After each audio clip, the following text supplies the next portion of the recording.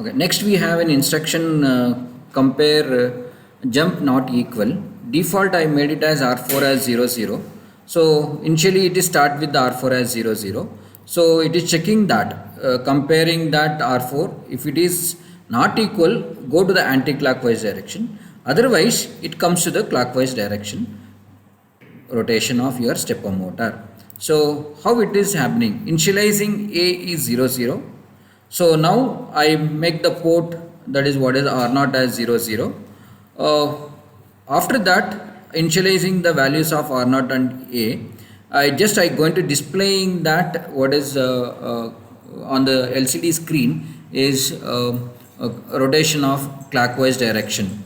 Okay, so with that I need to do that, call the go to XY, that is the first location. What is that need to display? That is what is the value I defined here.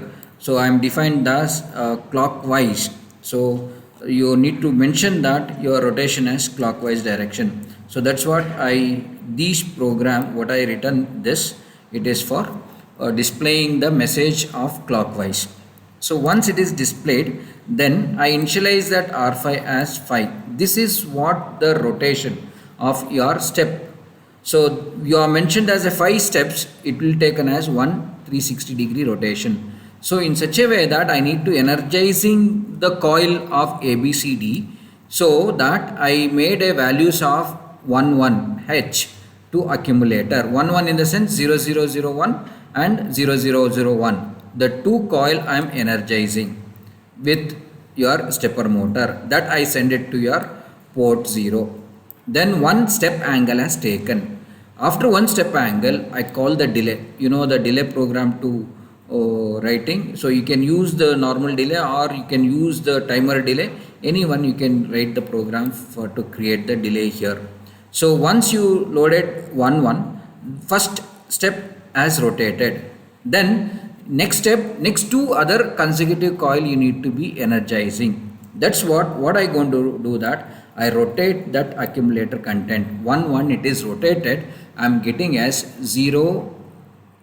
What is that? 9. I am getting that accumulator as 0 9. So then it is two coil are energizing again for one more step rotation for clockwise direction. So I am checking that. Then I decrementing R5 and go back to this loop until your R5 becomes 0 0. So this has to be done. The loop has to be done. So this part it is taken as 360-degree of rotation. Then what I going to do? I just make that start it again once again. So this will be continue the rotation of clockwise direction until you press the interrupt. Okay, when you press an interrupt, R4 value has changed.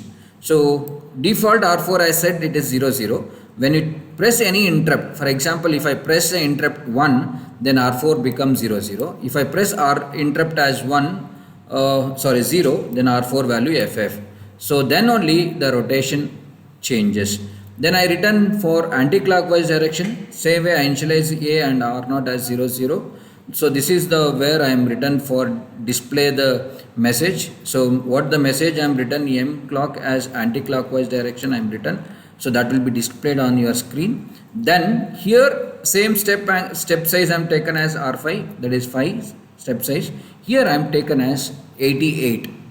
Okay, you can take the same thing or you can rotate with the left value, then it is anti-clockwise direction, or you can take the 88. So 88 in the sense you are getting as 1000 and 1000. So that two coil has energized.